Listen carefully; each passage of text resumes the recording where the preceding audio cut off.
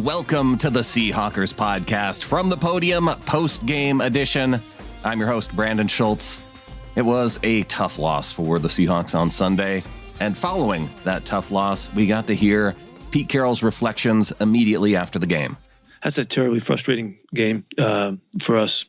We had our chances to win the football game, and I mean, they're obvious and so clear that you all know them. But to give them the opportunity to stay in there and hang in there, those guys kept hanging. They've been in close games all year long. There was nothing different for them.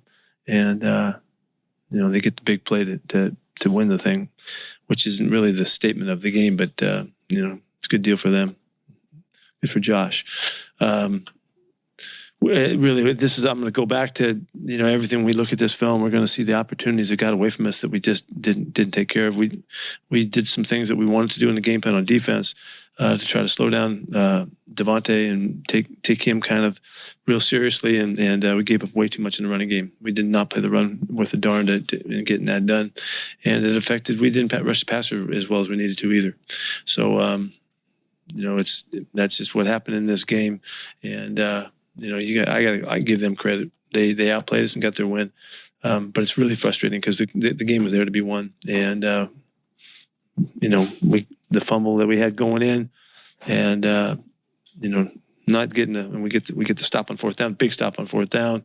We get the ball around midfield and we don't get a first down there. Those are, you can look at both ways. Everybody was involved in this thing, and we're not going to say a whole lot about it. We're not going into a bunch of detail. We'll deal with it in the next couple of days. The Seahawks struggled to take care of the football at times. One was a fumble on an exchange between Geno Smith and Ken Walker, and another one was an interception by Geno Smith. Here's what Pete saw on that play. Yeah, we made a mistake on the route, and it didn't look right, and he probably shouldn't have thrown the ball at all. And that one had to eat it because we erred downfield in the route. And but other than that. And we got a good call on the ball in the end zone on the when we got to kick the field goal on third down, fourth down. But he did a terrific job again. I thought he threw the ball over the yard. He ran well. Had a huge scramble for a first down. A huge scramble to Homer for a big first down when we were behind the sticks on after negative first down plays. Those are enormous plays for us in the game, and he continues to make stuff go. And I thought he played very well. In his press conference on Monday, Pete Carroll talked about how the Seahawks defense struggled against the run.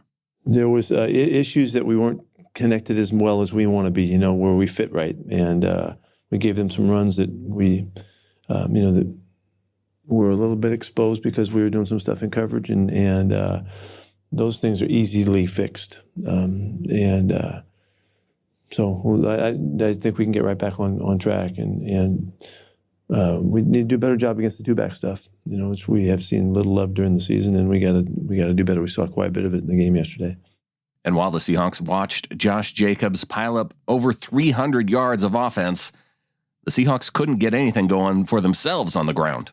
We struggled a little bit on some pickups and stuff that we haven't been. They were able to get some penetration that we haven't seen, and they did a nice job with that. And couldn't get Ken running. Couldn't get him started as well as we had. So again, that was not the same case what happened a week ago, but they're all things that we know how to do and we've done well. So we just got to get back at it. Looking at injury news, Ryan Neal's elbow ailment doesn't sound too serious per Pete. He's a little banged up. His elbow is the lead concern, but he did bang his shoulder as well. And so we'll be taking care of both. His elbow's of more concern. They think he's going to be okay. He might miss a couple days here, but think he'll have a chance to play this weekend. That's really good news for what it looked like. We were concerned that it might be more than that. And our last comment from Coach Carroll is more of a lighthearted one, as one of the reporters asked Coach Carroll if he would petition the competition committee to allow players to come off the sidelines and block following an interception. If you don't get the reference, you might not be on social media or seen any of the articles out that came out about it. Darrell Taylor, so excited about the Quandre Diggs interception to help kick off the game, ran onto the field, maybe not knowing that it was still a live football, and ended up getting in the way a little bit for Quandre Diggs' return. So we got to hear Pete Carroll's response and what he thought of that particular moment. I didn't know that happened. Somebody said something during the game, but I didn't know it happened until I saw the film. I was shocked. He thought he was going to stay down, and thought the play was over. He was very, he owned that. He said, I screwed that up. He said, I got so excited. I don't know what happened kind of thing, and so I don't know what comes back to us on that one. Well, I'll let you know. Let's wrap up with comments on how the team can move forward from a few of our leaders, quarterback Geno Smith and wide receiver Tyler Lockett. Yeah, we can't let it, be a snowball effect. Reality is that, we're going from the hunter to the hunted. People want to play us. And, as a young team, we've got to learn to, be able to go out there and win those games. That's our next step in the evolution as a really young team. We got to understand the moment, capture the moments, and take advantage. I feel like we have plenty of opportunities to go out there and win that game and finish it late. And we just didn't get it done. And so, when I was in college, a coach told me about, the difference between a finger pointer and a thumb pointer.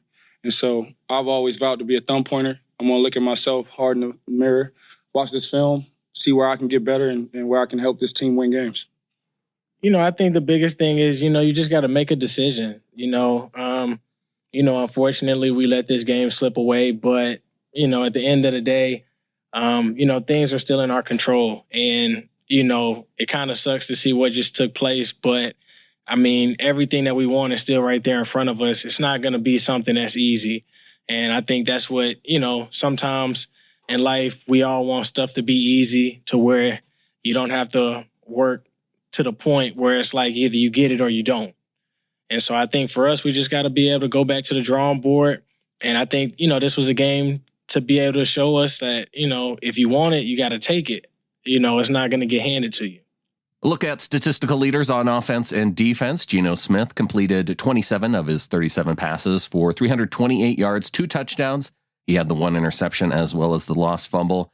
Ken Walker led the day on the ground, 2 touchdowns on the day, 14 carries, only 26 yards. DK Metcalf, 11 receptions for 90 yards. And Tyler Lockett had the 1 receiving touchdown with 68 yards receiving. On the defensive side, Jordan Brooks, 16 tackles on the day, 1 pass defensed. Cody Barton, 12 tackles, 1 tackle for a loss, and 1 pass defense. Quandre Diggs, 2 interceptions on the day, helping set up the Seahawks for some scoring opportunities. That's going to do it for the show. Thanks to Wilson Kahn for helping produce this episode. Follow him out on Twitter at Wilson_Kahn, CONN. If you missed it live when Clinton and I did our episode of 3 In, 3 Out on YouTube, you can catch it right here on the podcast feed. That'll be coming up next, and then we'll be recording our next episode, 392, coming up this week with Adam and me. We'll be recapping this game and mostly looking ahead to what could be a must-win situation against the Los Angeles Rams coming up on Sunday. Stay tuned for that, and until next time, go Hawks.